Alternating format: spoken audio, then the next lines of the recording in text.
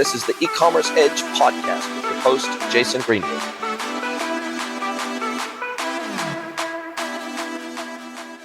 Hello, everybody, and welcome to another episode of the E-Commerce Edge podcast with me, your host, Jason Greenwood. I have another incredible guest to introduce to you today, and he is someone that I have been friends with for a very long time in this industry. We met quite a few years ago via LinkedIn, funnily enough, and it is my absolute pleasure to welcome VALENTIN RADU from Omniconvert to the podcast. Welcome, VALENTIN. Hi, Jason, and hi, everyone. I want to congratulate that you are making yourselves better and improving your businesses by listening to this podcast.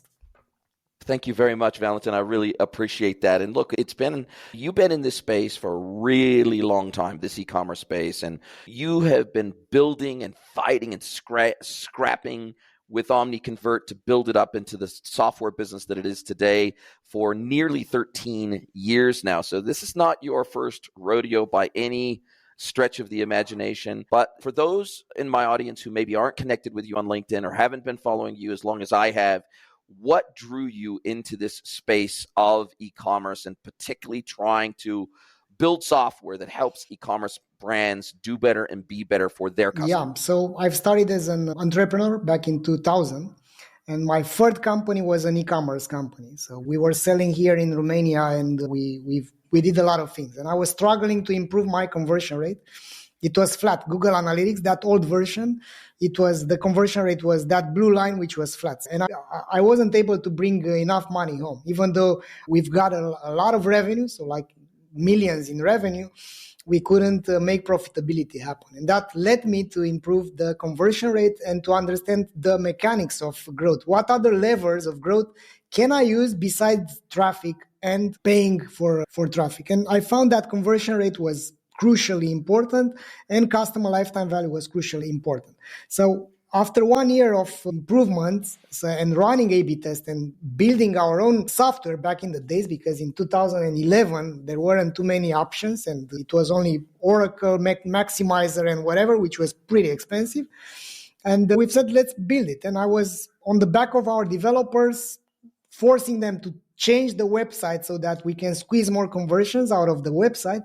And at some point, we've said, let's build something for this mad entrepreneur. That's what they've said. Let's build him something to change the website. So that was the ancestor of our current technology. And after 1 year of intense efforts, we've managed to improve the conversion rate by 60%, which was amazing for us. We've made all sorts of things like geolocation testimonials. We've made fake loading progress bars so that we can show the price afterwards. We were selling car insurance. So basically, we've made the website show the exact car model that you had. So we've played with a lot of experiments. And once I've seen the impact, I've said, you know what? I could go into this adventure because I had 6 years in that company back in the days. And I've said, let's focus on software, building software and helping other e-commerce companies to make progress. And that's how we've built Omniconvert. And we've started initially as a conversion rate optimization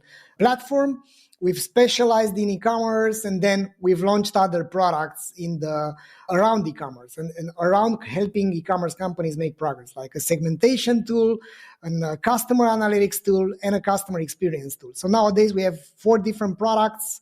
We have clients all over the world in 85 countries, and basically that's where we are. But it's still a longer road ahead, so there is a lot to cover. Yeah, and look, I think what's admirable about you is that you have really made an effort to create an entirely new category of software. And anytime you go into the category creation process, you're in for a hard road. You're in for a challenge because obviously if you tail off of existing categories of software that's out there, it's easier because people know where to put you mentally. They have a mental model of where to put you in the commerce stack. Whereas if you're creating a brand new category or categories of software, that's a much harder road. But the upside of that is that if you can carve out a strength in this new category of software that you are creating, and you create a sense of uniqueness in what you do, then automatically that creates a level of a moat around your business that you can't really get any other way.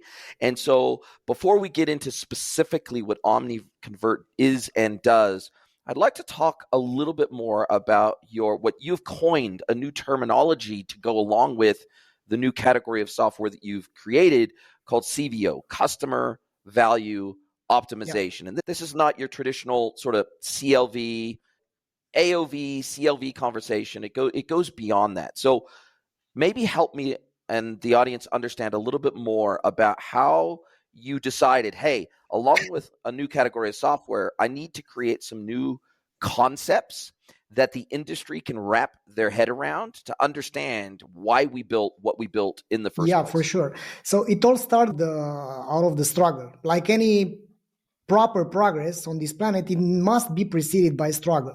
And we were struggling to grow in the CRO category, and our clients were struggling to make profit happen. And it allows, this struggle led to a lot of research. And I think research is one of the the most important and undervalued activities in the whole marketing realm, right? Because it's easy to pay money for ads and to think that you're growing, but it's even easier when you think about the resources to do customer research and understand what the customers are all about. So our customers were after profit, not after conversion rate. And that difference made a whole impact in my head, because we had one of our customers selling shoes, online shoes. And they've got a lot of competition. They were the market leader here in Central and Eastern Europe, and they suddenly couldn't make the ends meet because there were a lot of new German players in the market, and they couldn't make profit happen. And they thought, hey, let's do a 2 million euro TV campaign. And me and the e-commerce manager and the CMO were like, what?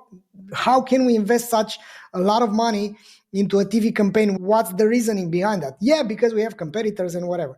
And I was an advocate of the research, and we've said, let's do an analysis of the customer behavior and see if your customers are migrating to the competition first. And let's see if you have a retention problem or you have an acquisition problem. Because if you don't know what to fix it, you can easily spray and pray. And they've said, okay, and we applied the RFM methodology, RFM standing for recency, frequency, and monetary value.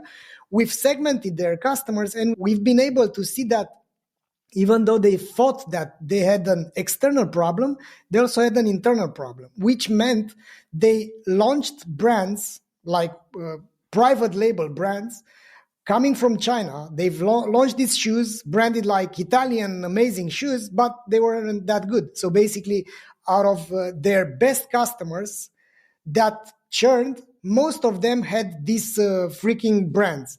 And it wasn't easy to see it from a BI perspective, because those new brands, they sold amazing and they thought that these are good products. But the reality was that they were churning their customers in for having a better margin. And that was one insight.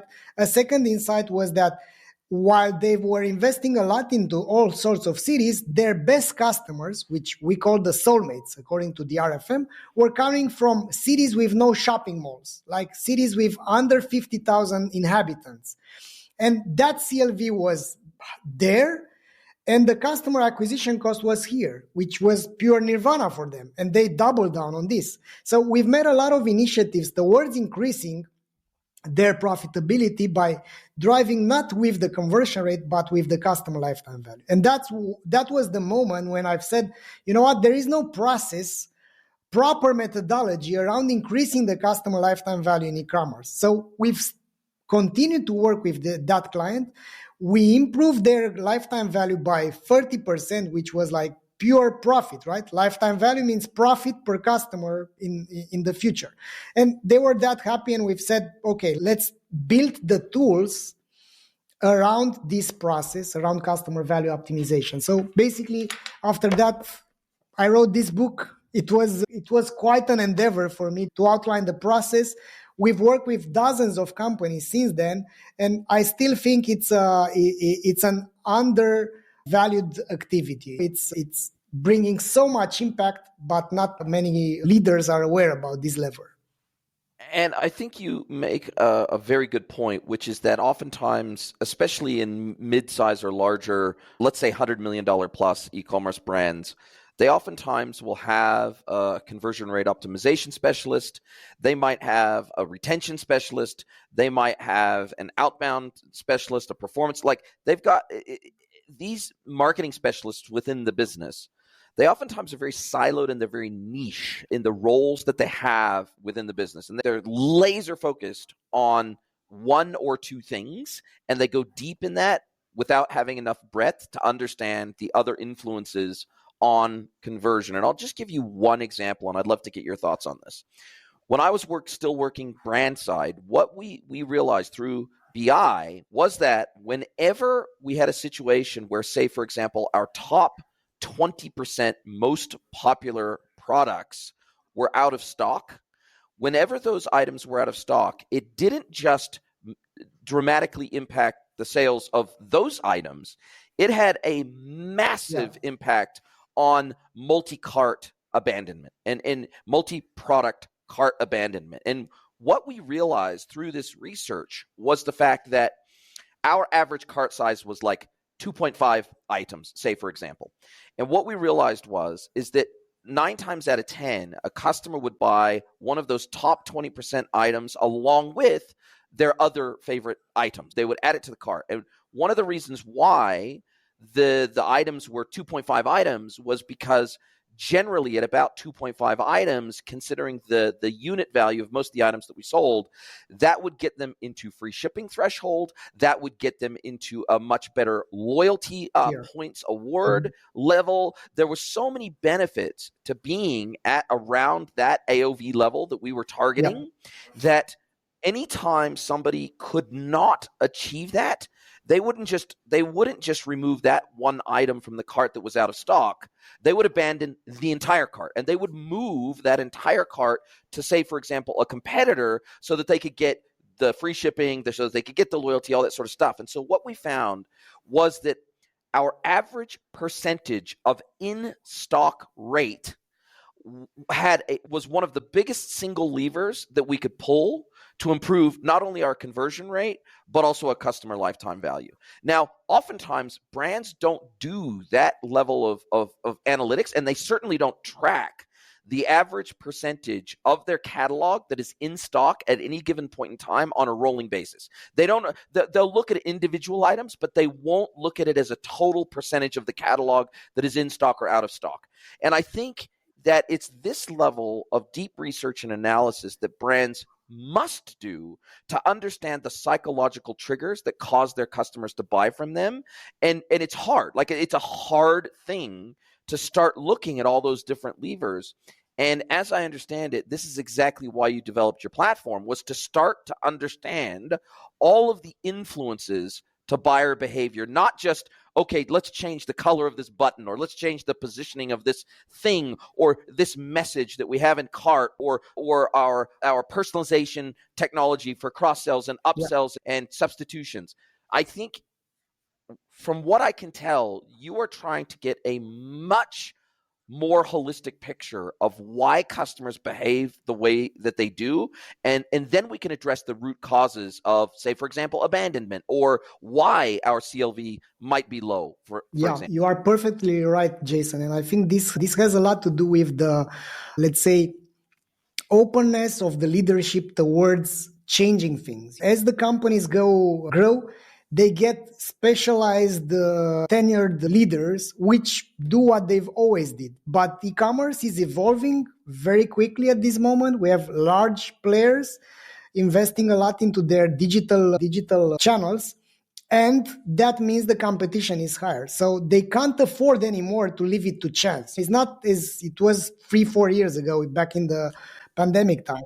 Or even 10 years ago, when it was way easier. That's one of the reasons why. And as you've said, the org chart is the problem. So they don't have someone responsible with the future profitability per customer, which is affected by a lot of things. It's affected, as you've said, by the inventory, by the stock availability. It's affected by the marketing. It's affected by the customer experience, the delivery, fulfillment, all these departments together. And they are having this siloed approach. And I think it's the job of the CEO or the CFO to care about this and to come up with the game plan in order to improve the profitability. Because if you don't begin with this end in mind, why would you invest? Why would you shoot in the dark? Why would you invest $200 or $100 to acquire a customer if you don't know how is the profitability? What is the CAC payback time? Yeah, and what is if you don't track this CLV to CAC ratio on a year-over-year basis, how do you know how much you can invest? Because you can either overinvest or underinvest, which is not a logic thing to do. Either way, it's a bad thing. Exactly. And I think that's causing the problem. And of course, the solution is not easy. We've seen on our own skin that is not easy, because we demand companies to change, but not to change a single component or a tool, is to change their mindset around what success looks like. Is it successful to convert more customers? Yes. But wouldn't it be more successful to be more profitable? Yes. But how to change that? Because that means let's change the KPIs for the marketing manager. Let's change the KPIs for the operations and whatever. Let's blend this with the other KPIs, which is requiring change is always hard. And unfortunately, the best companies that are getting a lot of impact from this endeavor are the largest, and the largest companies are hard to change. So basically, it's an uphill battle to change things, and that's why our sweet spot right now is not very large companies, very small companies, are the mid-sized companies which are agile enough to change things around and to challenge the leaders by baking this type of data-driven, customer-centric approach into their growth mechanics. And I'd like to talk to you about another scenario that I see all too often within merchant, let's just call it broadly merchant analytics, that I think is oftentimes either missing altogether, or they are not bringing it together in a meaningful way that then they can operationalize on the backside of it. Because analytics are great, insights are better, actionable analytics that then you actually take action on and change, that's the holy grail, right? And so I see that most businesses, they start down here in this quadrant, which is gathering a bunch of data, but not having a meaningful way to pull insights out of the data that they're collecting. Then the next step is, once they're starting to pull insights out of the data, do they actually take action to improve the KPIs or to structure their business in such a way that the analytics are showing improvement, that the insights are showing new things to be able to change over time, and then they take action to make those changes. So, for example, oftentimes within an e-commerce brand, if they looked at two customers and they said, okay, these two customers spend about the same amount of money with us every single year. They stay with us about the same length of time before churning. So in theory, if I looked at that, I would think that those two customers have about the same value to my business. So I might target cohorts like those two people with the same amount of focus, right? I might create, for example, two lookalike audiences based on those two customers, and they might actually be, in terms of net revenue or net profitability from those two customers, they might be wildly different. And based on things, for example, like one customer might return products at twice the rate as the other product. One customer might contact customer service an average of 2.5 times per order, whereas the other customer might only contact us 0.5 times per order, whether it be pre-purchase, post-purchase, whatever the case may be. And so all customers aren't created equal, even if the revenue, even if the top line revenue and the top line retention rate looks identical, right? And so we have this concept of cost to serve or cost to service, and many brands do not take into account cost to serve, return rates, etc., when they are starting to calculate the value of one customer to the brand versus another customer. If you're not taking into account all these facets, then you will never be able to understand the net value of a customer to your business. And therefore, you might be spending money to go out and acquire customers that are super expensive to get revenue out of and super expensive to service, when you could actually be going after the customers that are much cheaper to service and have a much better net value. And finally, I'm going to say one final thing about this. When you carve out your cohorts, for example, of super high return customers, that may not just be indicative that the customer is shitty. It may actually also indicate a problem either with those specific products, meaning, okay, cool, maybe the quality is bad, or maybe we need to have a better sizing guide for that specific product because the sizing guide is wrong and therefore people are oftentimes buying the wrong size. It may actually indicate a problem with the product, not just a problem with the customer. And so when I say brands don't dig deep enough into their analytics, these are the types of scenarios I'm referring to. Yeah, I think you're totally right. And there are free traps for companies which are focusing on customer lifetime value. One is the one that you've just said about, the fact that they don't look at the total costs. So they don't look at the cost to serve, and they think that it's all about how much they buy.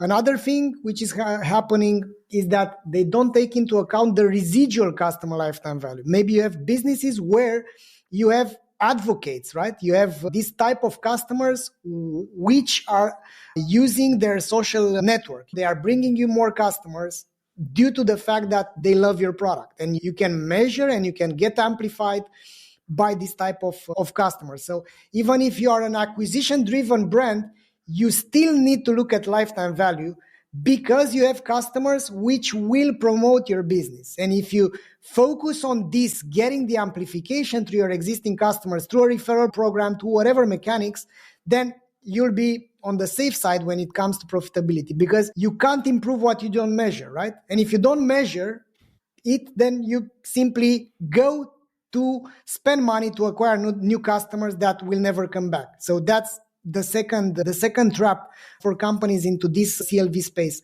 And the third trap is that they don't look at, let's say, repeat purchase rate by the first bought product. You have products which are not born equally, right? So if you have customers, and we've discovered this like 4 or 5 years ago, we were working with a company selling digital cameras and photo and whatever. They had B2B and B2C customers as well.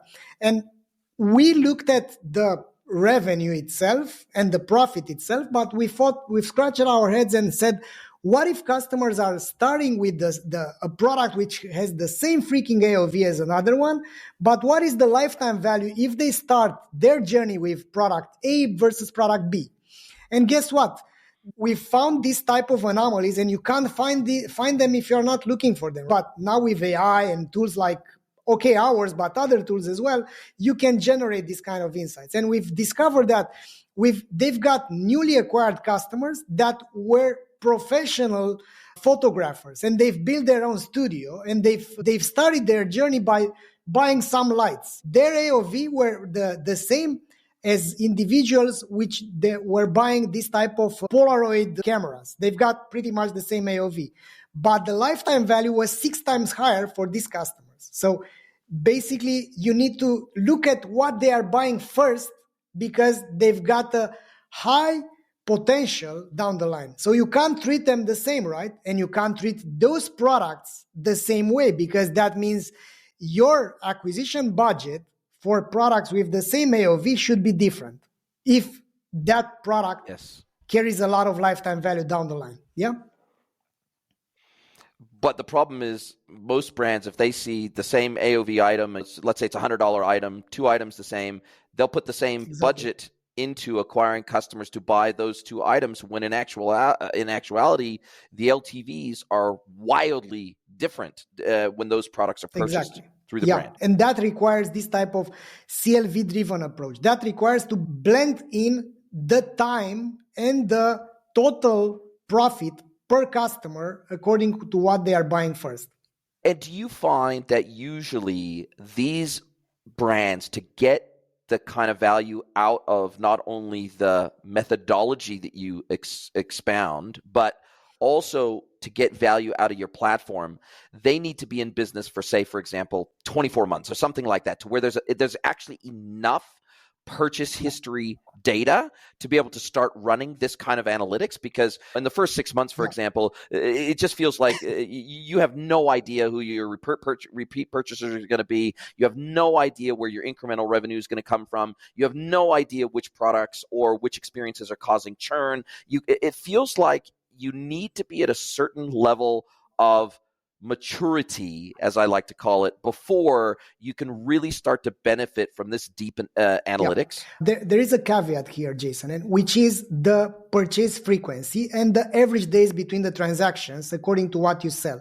So if you're selling groceries, for instance, there you can optimize really quickly, because if you don't buy groceries for 3 weeks, you're starving, right? We don't have people which are not eating on this planet. So for grocery retail, you can optimize for CLV faster, and you don't need 2 years of data, but you need many transactions, which brings us back to having enough time. So I personally think that you need at least 30,000 customers to benefit from this. So you need to look at a large enough sample of customers for B2C to do this type of modeling. For B2B, then the threshold is different, because there you have higher purchase frequency and lower numbers. So basically for B2C, it's larger, while for B2B is lower. But still, you need at least 13 months of data to have a complete cycle, right? To make sure that you're on the safe side when you're coming up with these assumptions. That doesn't mean that you shouldn't track it from day one. Because you need to look at these type of things and see how they stack up so that you invest wisely, because you can't throw money on the window right now. And acquisition is so freaking expensive, and you need to do everything it's possible for you to decrease the CAC and increase the profit. And profit, few are the companies that woke up to this reality. Profit means profitability per customer. And also, I think what brands, and I'd love your take on this and to see whether your platform does this, and I'm sure it does, they also are not only looking at, first of all, most sellers are not looking at profitability per customer. Then, even if they're doing that, they're not looking at profitability per customer per acquisition channel, because these are wildly different. Like sometimes if I acquire a customer, for example, via a meta ad, for example, that profitability in that channel overall might be wildly different versus if I acquire them via a Google ad or via organic social. Or profitability per customer per channel is the level of depth we actually need to get to, because at the end of the day, then if we don't do that, how will we know which channels are worthy of more or less investment unless we're running some sort of software or something like that, where we can understand market dynamics by channel, marketing mix modeling? And so I'd love your take on what sort of maturity level are most of your clients at when they start to understand, okay, I need to not only understand my profitability at the customer level, but I also need to understand it with the added dimension of channel or act level. Yeah, that's totally true, Jason. And one thing which is happening is that when they cluster the data like this, they not only that you can see the lifetime value per channel, but you can see the distribution of the most loyal customers, because you can run RFM per channel, because basically is the distribution of your best customers per channel or per brand, category, location, vendor, product, whatever. Yeah. So this is how you need to look at it, because you might be, when you look only at the lifetime value, you can be affected by outliers. So that means you need to get rid of the outliers. Like maybe for instance, let me tell you, we have companies which are incentivizing their first buyers with the ridiculously low price on a certain channel, and you can dismiss that channel altogether, but maybe it's not about that. It was a campaign in itself. So you need to have your hygiene data there. However, the best is to look at the lifetime value per channel and also at the segmentation and the distribution per channel. And what we found out by working with larger and larger companies is that lifetime value is very hard to move. It's like an average in itself. So you need to find ways to look at what success means and how you track the success of, let's say, we had a company, another shoe retailer, they've put flip-flops during the summer, branded flip-flops for any pair of shoes that they've sold. And they wanted to see, is this moving the needle in terms of customer retention? It did, but how much? Then that meant they needed to look at the cohort that got this incentive. So they needed to look at the transition of the newly acquired customers into loyal customers. So they needed to split cohorts to see the differences under the same circumstances, because that's experimentation, right? So at the end of the day, you end up, in order to move the needle, not looking only at the blended CLV like an average, but you run experiments, and that's where our solutions collided. And we woke up to this reality 1 year ago when we unified our approach towards running experiments towards improving conversion rate and customer lifetime value. And in order to do that, you need to look at the transition of customer segments from one group to another. So it's not about RFM in itself, recency, frequency, and monetary, but how able are you to move customers from an ex-loyal customer state to a active loyal customer state? And if you look at these transitions, because you have many transitions, right? You have new customers that are churning, new customers that are sticking around, former good customers which are returning, endanger customers which are getting into the safe zone. So when you have such an approach, you end up improving the behavior of the customers by looking at these transitions. And I think this is all that matters to, at the end of the day, to improve lifetime value, in order to track it, right? You have conscious initiatives and actions toward onboarding new customers better, reactivating old customers better, and so on. And in order to do that's what you need to track. These transitions from one state, from one bad state to a good state, right? And I think you hit the nail on the head here. One of the things that I see that most brands also do not do is they do not track propensity to discount at the customer and acquisition channel level. Now, what that leads to is it leads to sometimes going out and courting customers and trying to acquire customers that will only ever buy off of you if something is on sale, right? Which means by definition, the net margin that customer gives you on average will be lower, right? And there might be two things at play here. One that I've seen, and again, they don't track this at all, so they certainly don't track it through these two dimensions. One is they don't track the propensity to buy at a discount over multiple purchases. So they don't look at it and say, okay, 75% of the time, this person purchased something when it's on special, when it's discounted. Or we acquired this customer during a massive discount period like a Black Friday, a Cyber Monday, Christmas, sometime when we're running a massive promotion, like maybe a site-wide promotion or something like that. We don't segment these customers out by when we acquired them and how we acquired them. And so I think that if you're not tracking net margin by customer or net profitability by customer, because if you're only looking at net revenue, that skews how you look at that customer, right? You have to actually look at your net margin or net profitability by customer and by channel. And so not only do they not look at cost to serve, not only do they look at not look at return rates, not only do they look at basket impact by inventory availability, but they also don't look at the propensity to discount at customer and channel level.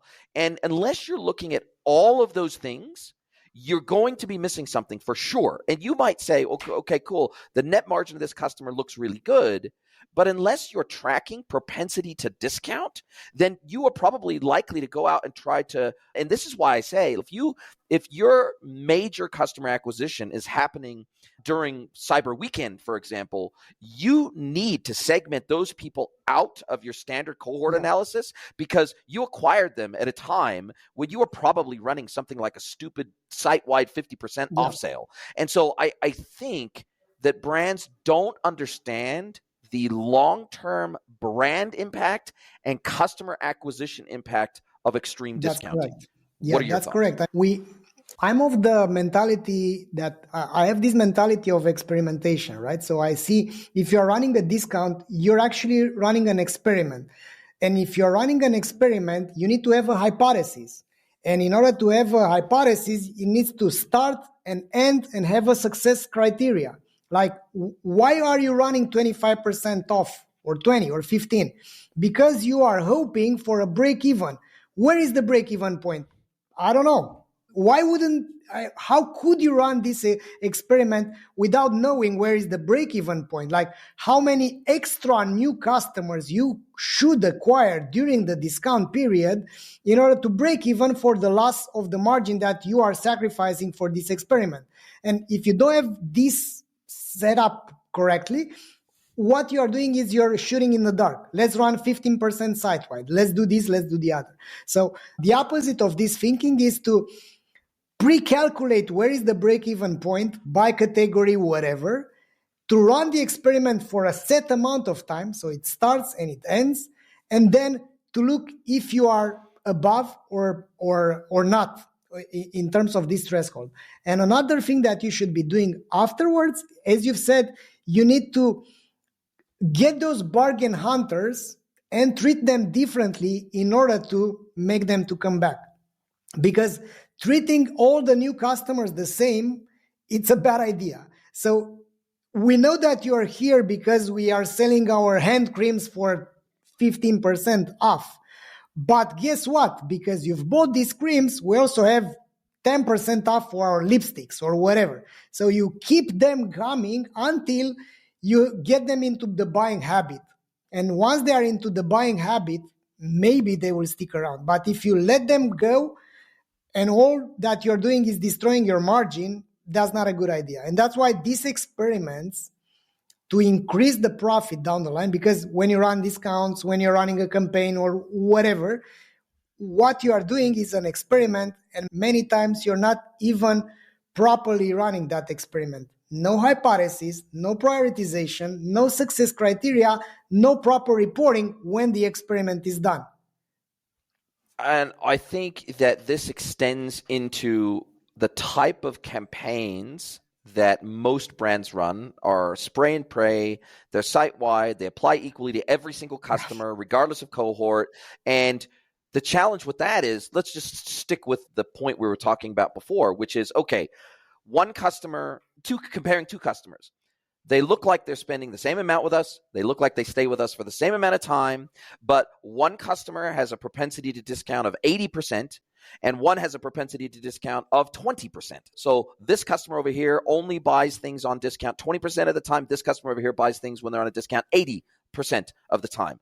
Why would I want to run the exact same discount campaign to both of these customers? Why would I want, for the customer that buys things when they're on special 20% of the time, why would I want to run a massive discount campaign to that person when I know that most of the time, greater than 80% of the time, they're willing and happy to pay full price for my products because they love my products? Why would I run a stim campaign or a discount campaign to that customer when maybe all I need to do is just to let them know that I've got these new products in that have attributes that are interesting to, if this customer that has a 20% propensity to discount, if 80% of the time, let's say I'm a fashion brand, and 80% of the time they buy a product that's red, that has the red attribute, if I just let them know I've got this new product in that is in red, then it's highly likely they're gonna have a really good chance of converting on that with or without a discount. So why would I want to discount to customers who haven't shown any kind of price sensitivity? And it is this kind of thing that most brands cannot do at scale because they don't have the technology to be able to pull that data together in a meaningful way. Yeah, that's correct. It's something which is happening in the market, which is this lack of data literacy, because I think that's the problem. You need to be data literate to look at the things that you're telling about. This, let's say, comparison between customer A and customer B, which they are doing this, they have this propensity to discount differently, and you're treating them the same, you're giving out the same perks, or even though you have customers which are having, imagine this type of customer, high propensity to discount, many returns, let's say 60% returns from all the orders that they've placed, and you're giving out the same kind of the treatment. Then you give to another customer which looks the same. So there are many things to blend in. And once you have those, you have a solid approach. And how do you find that when you first go into these brands and you first start working with them, do you find that there comes a point where they have a light bulb moment where they Yeah. go, holy shit? Do they have the aha moment where they go, okay, we were using GA4 or whatever it was, and we were trying to do this segmentation, we were trying to do this reporting, we were trying to create these cohorts, we were trying to, or maybe we were using Klaviyo, for example, or maybe we had a CDP or whatever it is we had. And we were trying to create these default segments or cohorts or whatever it is.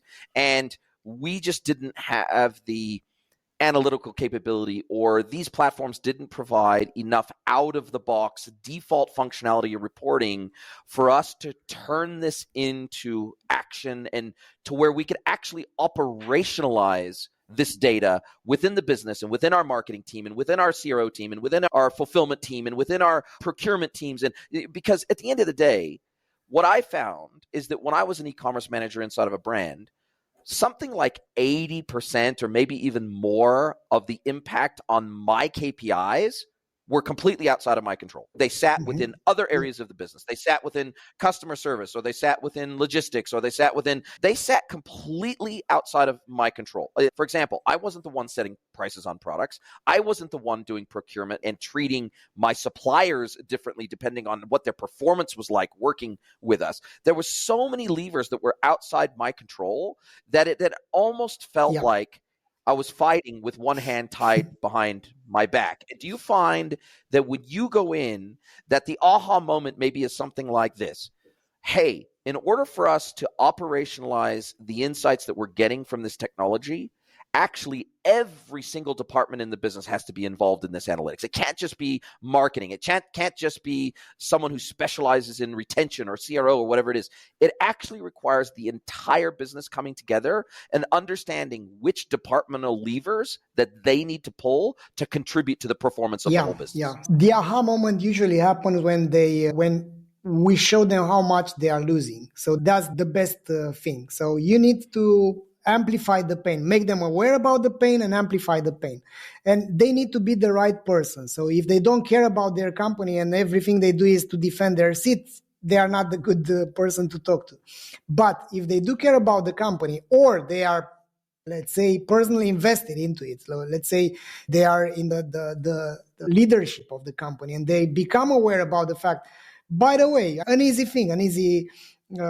recall this, by the way, you've just acquired 400,000 customers this year. And they were like, yeah, kudos. And also, you've lost 350,000 customers this year. So basically, the net growth is 50,000. It's 50,000. Yeah. And when we also ask them, because we don't know how much you've paid to acquire those 400,000 customers, then they realize that their entire budget, their entire marketing budget was towards acquisition.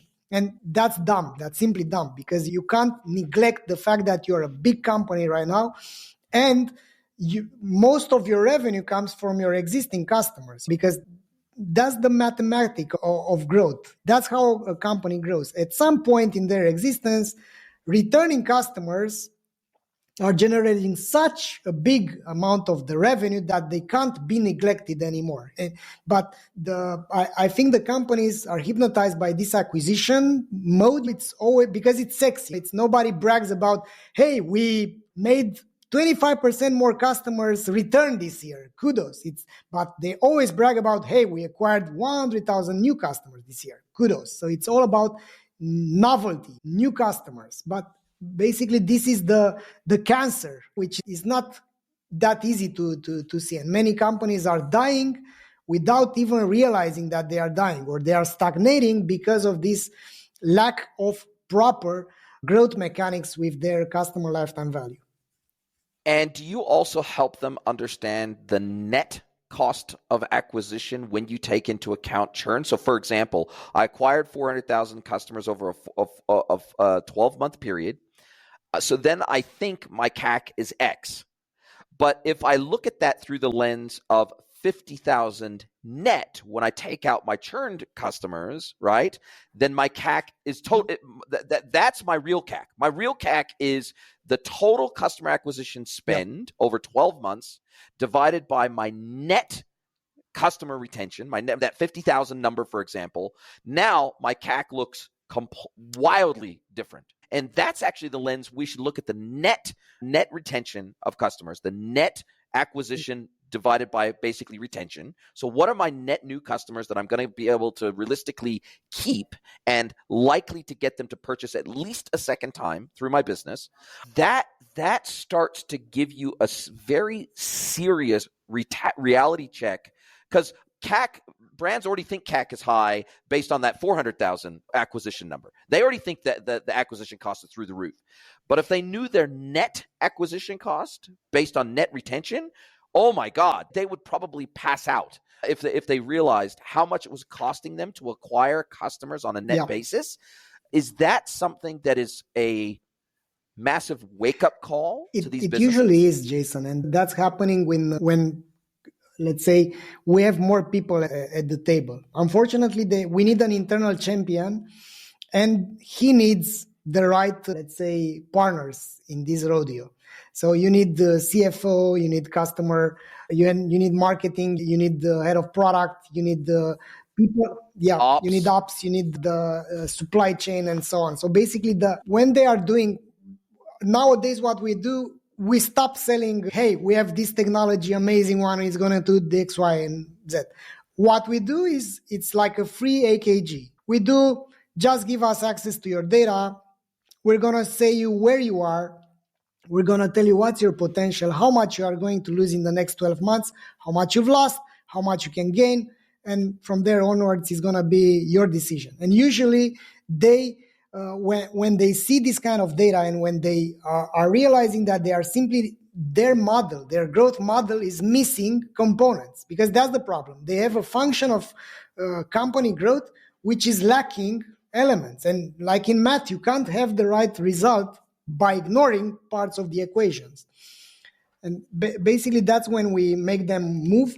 And another thing which is crucially important is to come up with the low-hanging fruits. Hey, let's do this. For instance, a very simple growth initiative, which is low touch from them, is to generate the feedback from their customers, use our tool to do NLP, show the main issues that their customers say they have, and then treat the objections in real time with people that they already hired, which are the people at the help desk, right? So we arm them with the prevention instead of activity. Like, we grab the NPS post-delivery. If it's post-delivery and is lower than 4 out of 10, they have an automation, and they need to take into account the segment of that customer. So you have a heavily important customer which is pissed off. He just received their product. Call them. You have 20 minutes. That's it. And it's like they use the entire org chart. They don't have to hire someone else. They just need to add a small new task into the help desk solution that they have with their existing employees, which is bringing back a lot of their customers. So that's one company that we did. They are a B2B office supplies company.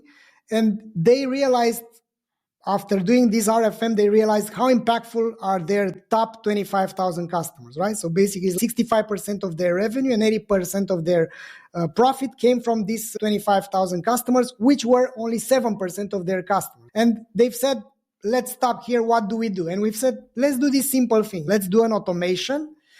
And if you are at the help desk, you are a customer support rep, you can't process new orders if you have a red countdown timer. So you have 3 minutes to call this customer, which is in your territory. He's pissed off. Do something. And they've got an NPS of 93. And now their compound annual growth rate is 25%. So basically, every year they grew compound with 25% because of that. So they are now 8 times higher than they used to be because of this simple thing. Obsess about your best customers, which are bringing new customers, right? Because they've started to advocate for this. In the world of office supplies, there are these acquisition managers. They know each other. They call each other. They go to conferences. And they've said, work with this company. That was their growth initiatives. Yeah, exactly. A simple one, if you think about it. And you point out something that I think many brands overlook. It's easy to scale, or it's easier to scale the unscalable with technology. And I'll give you an example. And I'm weird in that not only do I work in the industry, but like 90% of my purchases are online. I don't really like shopping. I don't really like going to malls. I don't even really like going to supermarkets. I don't really enjoy the physical shopping experience. So if something can be bought online, I will buy it online. So I know I'm an outlier, but there are other people out there in the world like me. But what's interesting is when I left New Zealand to move to Mexico, there were a ton of suppliers or brands that I bought on regularly. Like I remember there was an online liquor store that virtually once every month I would make a fairly significant, because I love bourbon and I love some high-end spirits, and I would buy with them month in, month out, month in, month out, and have it delivered to my door.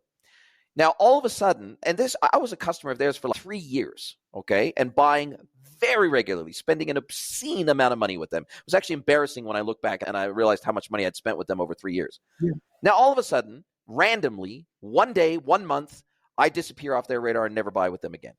Did I ever get an email from them? Did I ever get a phone call from them? Did I ever get any communication from them, especially for me? I was on their mailing list, so I received their standard mailers, but I never, ever got the question, hey, we have really appreciated serving you for the last 3 years. We really value your business, and we would love to have a conversation with you about why you no longer purchase through us. Was it because we don't have the range you want? Was it because of our pricing? Was it because, and then they would have discovered, if they would have made that effort, they would have discovered, he's moved to Mexico.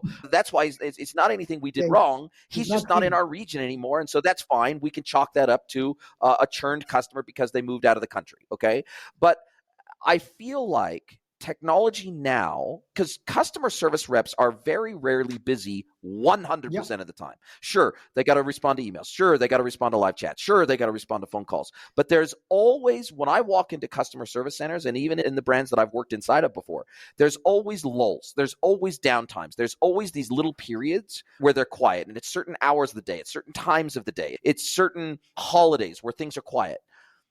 It feels to me like these brands would get a whole lot more value out of these customer service reps if they could have a short list of customers like me that appear to have churned, and they just need to pick up the phone and have a conversation. Instead of automating the shit out of absolutely everything, let's focus on the people that matter, that can actually give us super valuable market and customer intelligence, and let's shortlist them almost like a call list in a CRM that says, okay, customer service team, for this cohort of customers, you are going to reach out and actually have a conversation with them. Instead of just pushing out automated emails, you're going to have a conversation, and you are going to be doing customer intelligence and research with these conversations.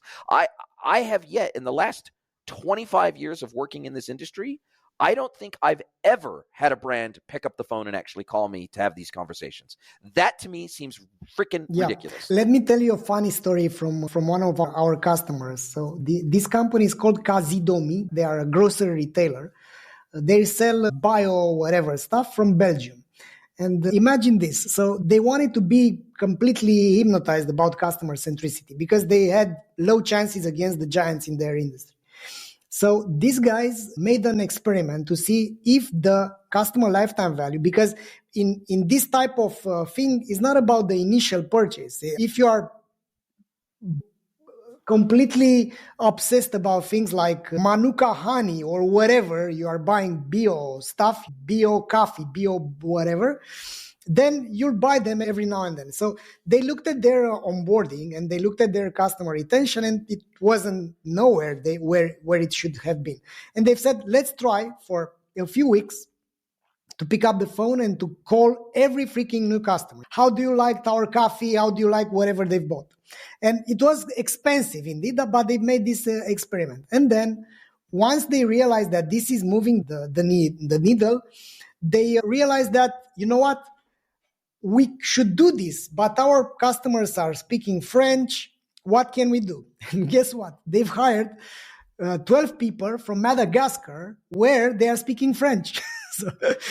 And the average wage is 15 times lower than in Belgium and France. And now they continue doing this. They have this amazing customer support in French for their customers, because they found this growth lever to be extremely warm with your new customer, so that they feel like, it's against all this shopping that I'm doing online, there is one company that freaking called me and asked me how it was. And this type of human touch is still there, and it's still moving the needle.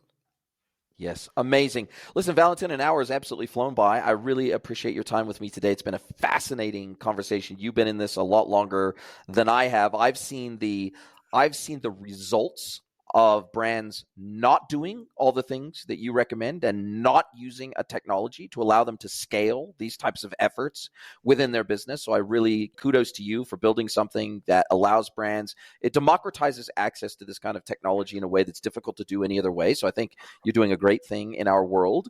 Now, what is on your radar? Is there anything your customers are asking you to do that you don't do today? Or is there anything on your radar that you say, hey, we don't do this thing today, but in 12 months we will be? What is high on your radar, high on your priority? Yeah, so at this moment, Jason, we have these 4 technologies. One is doing A/B testing, rule-based A/B testing. We have one is doing customer analytics and tracking the things that we've talked about. One is doing customer experience and NLP. We've just recently released it, and we're going to put it at a ridiculous price on Shopify Marketplace. It's going to be Omniconvert Pulse. And another one is Omniconvert Engage, which is another tool that we're going to put into the Shopify Marketplace. It creates audiences based on your existing customers. So based on your RFM, you can push this audience to ads. What we are building right now is an AI benchmark. So basically, we are grabbing the data from a website, from Google Analytics, from our customer data, and it's going to come up from the qualitative feedback, from social media, from help desk, from Google Maps, from whatever source of open answers that the customers are using to say how they feel about our brand, about a particular company. And this is going to be baked in, and basically we're going to provide an AKG and a leaderboard for all the companies on the e-commerce, for the top 10,000 companies. So basically, that's what we are building. It's called the CRO benchmark, and it's gonna provide. Benchmarking is so cool. Yeah, that's the thing that we're building. We're weeks away from releasing it. So basically, we have 255 criteria that we're analyzing in 8 minutes, and we're giving a leaderboard, like on the fashion, B2C, on Shopify, in UK. This is the list. That's where you stand as an e-commerce. So that's the thing that it's very exciting for me right now, because it's revealing what's wrong with the business like this. You don't have to wait and to do a lot of things. It's using the data that it's already there. Yeah. I love it. Absolutely incredible. Now, how should people get a hold of you? I'll drop a link to Omniconvert in the show notes. I'll drop a link to your LinkedIn profile in the show notes. Other than that, if people want to get a hold of you, understand your CVO model, understand your technology and platform better, about how they can leverage it to get better at all the things we've talked about today, what's the best way to do it? I'm a LinkedIn person, so I'm posting there every day, hopefully. I'm trying my best. And yeah, get a hold of me on LinkedIn. I'm really open to helping out. I have a lot of conversations, and I think for the listeners out there, I've learned this on my own skin. So I'm a ex-poor guy from Bucharest, Romania, and I've learned my way through, and I've started to create and build by asking questions. And I think this is an underrated method of growth. So if you have a business, or if you're working for an e-commerce, or you think I can help you out, just send a message, not only to me, to whoever you want. There are so many people which went through the hell that you're passing through right now. I love it. Now, as we do come down to the end of our time together, this is where I get to flip the script. I get to hand the microphone over to you. I get to let you ask me one question. Any question you like, can be personal or professional. Mr. Valentin Radu from Omniconvert, what is your question for me today? Yes, so Jason, what is the greatest growth hack that you found throughout your existence that you wish you had when you were like 20? Wow. One more aspect. Sorry to stop, Jason. One more aspect. The objective is to live a fulfilled life, not to be an amazing business person or consultant or whatever. So your conversion, let's say, you're optimizing for a fulfilled life.